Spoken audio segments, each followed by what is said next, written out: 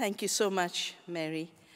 It's a joy to be back in this wonderful hall, and a joy to join all of you who've gathered for Religions for the Earth. I thought that's what religions were for. They kind of lost their way along the way. I come from the part of India which is the most sacred part, the Himalaya, and the source of the Ganges, where the 4 tributaries are the most important pilgrim sites, because each river is a goddess. Last year, on 16th and 17th of June, right in the beginning of the monsoon, we had 350% more rain. They just call it cloudburst these days, making people feel that somehow when it's a cloudburst, it's not rain. It doesn't come from the skies, it's just intensive rain. It washed away, it literally washed away one of these pilgrim centers, the Kedarnath temple. Only the temple survived. Everything else was washed away. A lake had burst, a glacial lake on Chorabari, and our glaciers are retreating at the average of 20 to 25 meters per year. The Ganges glacier, Gangotri glacier, is retreating at 23. Chorabari is the glacier above Kedarnath. It has also retreated at around 20. A glacial lake had formed. That's what happens when glaciers melt. And with the rain, that burst, added to the flood. And then downstream, everything that you can do wrong has been done in the name of development.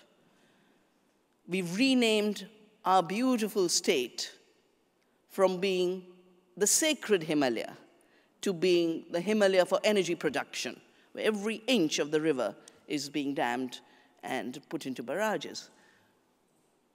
They caused aggravation of the flooding. The riverbed rose 40 meters in some places. And of course, when it gets that high, it washes away villages, bridges, roads. We haven't yet come out of that disaster. And this monsoon, Jammu and Kashmir gets flooded with the Jhelum. Last time I was there, every local person was talking about how the rich are building into the lake, the Dal Lake. They're building into the floodplains of the Jhelum, because we assume there is no right to a river. There's no right to water. And of course, then the water comes with all its force and reminds us that water too is a being that needs to be respected. Up in Ladakh, which is a desert, we've had 2 climate disasters. They've never had rains and floods, but in 2006 and in 2010, they had such heavy rain that in one case, Nubra Valley got flooded out, and in the second case, Leh Valley, 200 people were washed away in India, but downstream of the Indus in Pakistan, 10,000 people died. In the Uttarakhand disasters in my region, 20,000 people died. The government kept track of the pilgrims, but it's the local people who kept track of local communities who've been washed away. There is continued reference to each of these disasters as a natural disaster.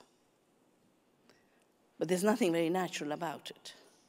And the IPCC report has said there's 99.9% certainty that these changes have a human contribution. They're anthropogenic. In fact, we have a very strong military base up in Ladakh.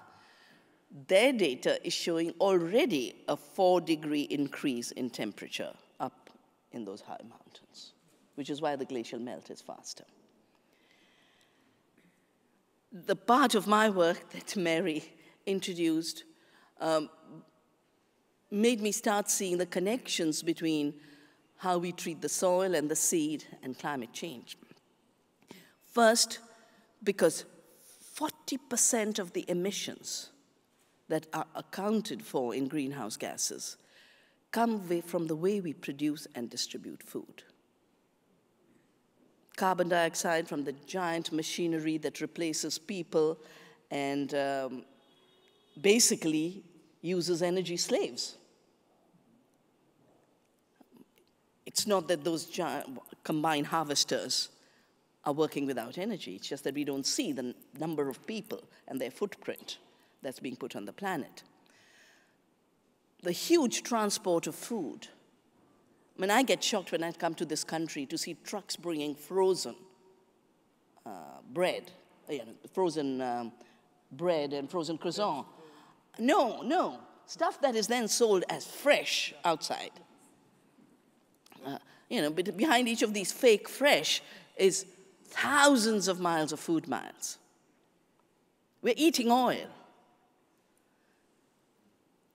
Nitrogen fertilizers, which came from the war, emit nitrogen oxide, which is 300 times more deadly to destabilize the climate. And then when we put our animals into factory farms and throw away half the food, 50% of the food in this country is wasted. All of that contributes to the third lethal gas, which is 20 times more deadly than carbon dioxide, methane. And while an industrial agriculture contributes so much to climate instability, it itself is highly vulnerable to climate change. You're seeing it in this country, in California, in the Midwest, with this extended drought. We do have a solution, and that solution is to protect the biodiversity, because there is no insurance bigger than diversity. I mean, that's the first lesson of ecology, that the more diverse pathways you have, a system doesn't break down. If a field has diverse crops, you could have a drought or you could have a flood, and you will get something. That is why I chose Navdanya as the name of our movement. Navdanya means 9 seeds, which is the highest you can reach in digital numbers, because then you come back to 1 and 0 for 10.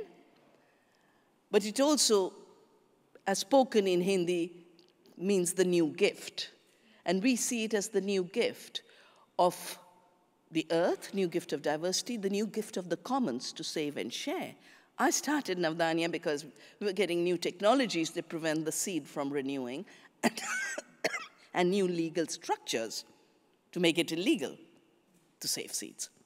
I think nothing could be more undesirable for protecting the earth than criminalizing the right actions for the earth.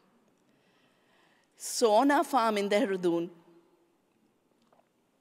we have fields of diversity, 5 crops, 7 crops, 9 crops, 12 crops. The higher the diversity, the higher the output. We've now done very detailed studies, a report called Health Per Acre. Instead of measuring yield of non-food commodities, and I call it non-food commodities because most of the food grain being grown in the world is not being eaten by human beings. Only 30% food that's eaten is coming from industrial farms. Only 10% of the corn and soya that's being grown at such high cost, devastating the Amazon, devastating all of Argentina. You just have to see the images out of Argentina to see what's happening with the birth defects, because the soya is Roundup resistant. And you can spray more Roundup and the crop will survive, but everything else will die. In the process, you've got such heavy doses of Roundup that is leading to birth defects. And of course, the country has now become a green desert of soya. Only 10% corn and soya is used for human food. The rest goes for biofuel and animal feed, so it's non-food. And therefore, measuring yield without seeing what is in it, what's the nutrition, what is it used for, is a meaningless measure. So we measure nutrition per acre.